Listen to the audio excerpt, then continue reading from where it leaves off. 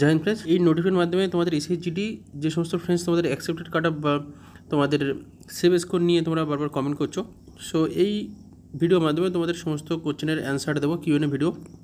So সবার আগে জানিয়ে রাখি, যে সমস্ত ফ্রেন্ডস তোমরা এসএসসি জিডি পরীক্ষার্থী, সো যারা নিউ ক্যান্ডিডেট আছো তোমরা কিন্তু চ্যানেলটি সাবস্ক্রাইব করে পাই থাকবে, কারণ এই চ্যানেলের মাধ্যমে এসএসসি জিডি সমস্ত রকম নোটিফিকেশন সবথেকে বেশি আপডেট দেওয়া হয়। সো সর্বপ্রথম যে সমস্ত ফ্রেন্ডস কমেন্ট করেছে অন স্ক্রিন দেখো, বর্ডার ডিস্ট্রিক্টের মধ্যে এসসি প্রার্থী 72 নাম্বার আছে, মানে 72 নাম্বার আছে, ফাইনাল কাট পাবে কি?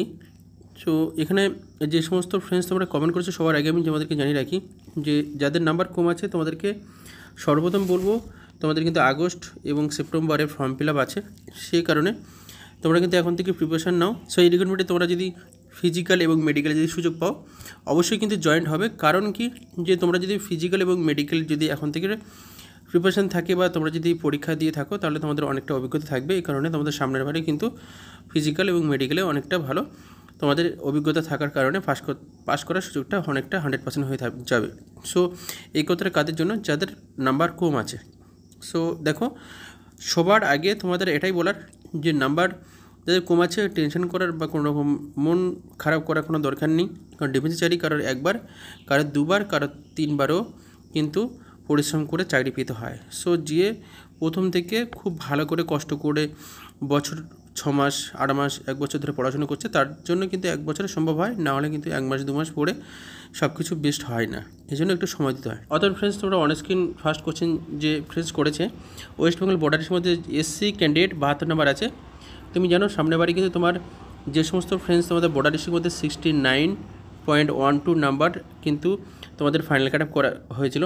সো এখানে কিন্তু তোমাদের কিন্তু সামনের বারে যে ভ্যাকান্সি ছিল সেটি কিন্তু 559টি, মানে 559 তোমাদের কিন্তু ভ্যাকান্সি ছিল। আর এবারে কিন্তু টোটাল যে তোমাদের ভ্যাকান্সি করা হয়েছে বিএসএফ বর্ডার ডিস্ট্রিক্টের মধ্যে 1525টি কিন্তু ভ্যাকান্সি করা হয়েছে ফ্রেন্ডস। সামনের বারে কিন্তু 559টা ভ্যাকান্সি ছিল, এবারে কিন্তু 559টা ভ্যাকান্সি ছিল। এবারে টোটাল যে ভ্যাকান্সিটা করা হয়েছে 1525টা ভ্যাকান্সি। এর ভেতরে কিন্তু তোমাদের এসসি যে সমস্ত প্রার্থী তোমাদের কিন্তু 299টা ভ্যাকান্সি আছে। সো এই যে তোমাদের সামনে বারে 559 হয়েছে, এবারে কিন্তু 299টা ভ্যাকান্সি আছে। তাহলে নিশ্চয়ই তোমাদের সামনে বারের থেকে এবার ভ্যাকান্সি কিন্তু কিছু না হলেও 260টা ভ্যাকান্সি কিন্তু কম আছে। এ কারণে কি, তোমাদের এবারে কিন্তু বাংলায় পরীক্ষা হয়েছে। সো সামনের বছরে 3 বছরের এজ রিলেকশান দেওয়া হয়েছিল, এবারে কিন্তু এজ রিলেকশান নেই, ক্যান্ডিডেট সংখ্যা কম আছে, কাট অফ অত বেশি যাবে না। তবুও আশা করা যায় যে 75%, মানে 75% নাম্বার যদি প্লাস থাকে তাহলে কিন্তু একটা পজিশান বা একটা সেফ স্কোর বা অ্যাকসেপ্টেড কাট অফের ভিতরে একটা আসা যায়।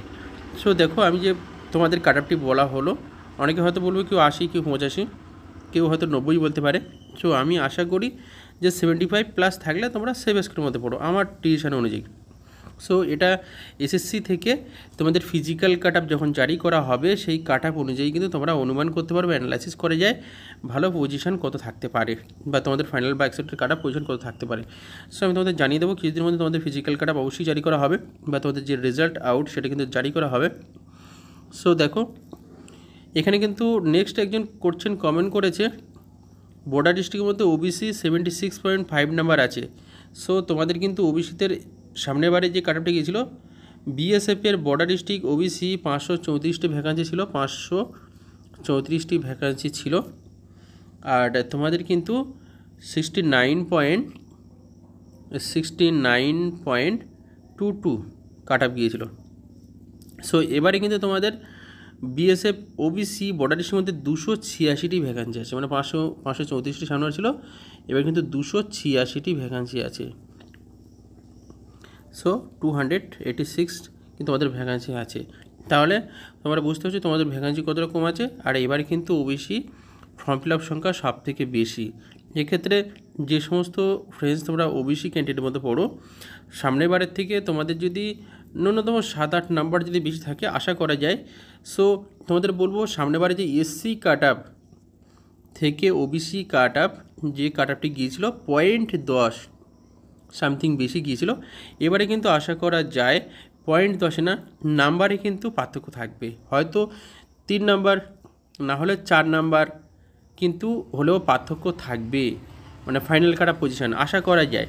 কারণ কি, ওবিসি ক্যান্ডিডেট কিন্তু প্রচুর পরিমাণে আছে। এবারে এখানে নেক্সট একজন কমেন্ট করেছে, জেনারেলিস্টের মধ্যে ওবিসি 108.25 নাম্বার, 108.25 নাম্বার কিন্তু আছে ফার্স্ট চয়েস বিএসএফ, ফাইনাল কাটা পাবে কি?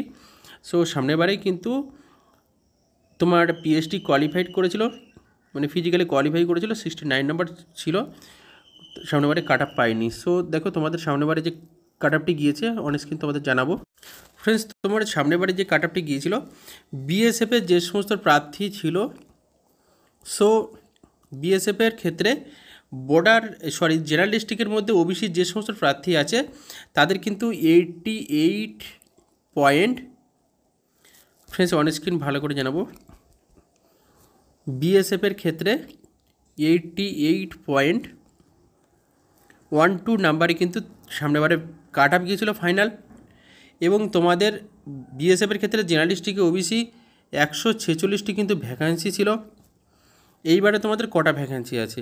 এবারে কিন্তু তোমাদের ওয়েস্ট বেঙ্গলে বিএসএফের মোট কিন্তু তোমাদের টোটাল ভ্যাকান্সি যেটা দেওয়া হয়েছে, ওয়েস্ট বেঙ্গল 358টি ভ্যাকান্সি দেওয়া হয়েছে। মোট কিন্তু 358টা ভ্যাকান্সি আছে তোমাদের বিএসএফের ক্ষেত্রে, জেনারেল ডিস্ট্রিক্টের ক্ষেত্রে। সো তোমাদের কিন্তু ওবিসিদের যে ভ্যাকান্সিটা আছে এবারে কিন্তু 79 কিন্তু তোমাদের ভ্যাকান্সি আছে এবারে।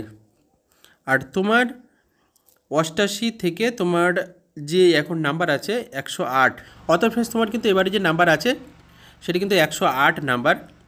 তোমার সামনেবারে যে 88 নাম্বারে যে কাট আপ গিয়েছিল তার থেকে ধরা যায় 20 নাম্বার বেশি আছে।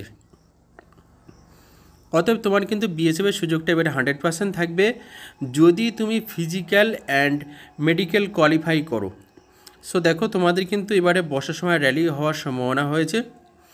এক্ষেত্রে তোমাদের গ্রাউন্ডে ঠিক 400-500 মিটার ট্র্যাকের হয়তো একটা গ্রাউন্ড থাকবে। তোমরা যেন RFID দিয়ে কিন্তু যে রিক্রুটমেন্ট পরিচালনা করা হবে সেটা কিন্তু কোনো রোড এবং লং কোনো ডিস্টেন্স থাকবে না, সেক্ষেত্রে গ্রাউন্ড ব্যবহার করা হবে। গ্রাউন্ডে যত বেশি পাক খায় টাইম কিন্তু তত বেশি লাগে।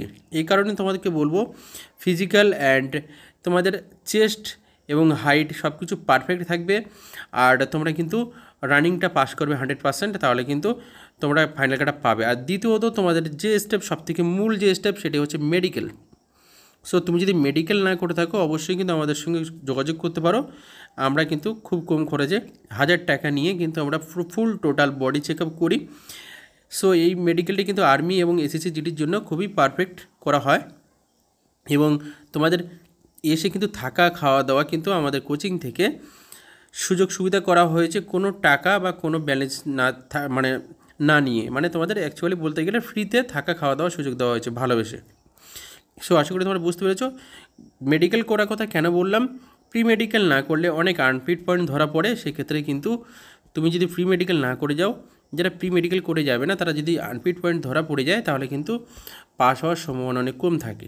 সো তোমাদের যদি ভিডিওটা ভালো লাগে অবশ্যই কিন্তু লাইক, কমেন্ট, শেয়ার এবং তোমাদের যত প্রশ্ন আছে তোমরা কিন্তু কমেন্ট করবে। তোমাদের কমেন্টের প্রশ্নের অ্যান্সার আমি আস্তে আস্তে দেওয়ার চেষ্টা করব, ধৈর্য ধরবে, আস্তে আস্তে অবশ্যই কিন্তু তোমাদের কোশ্চেনের অ্যান্সারটা দেবো।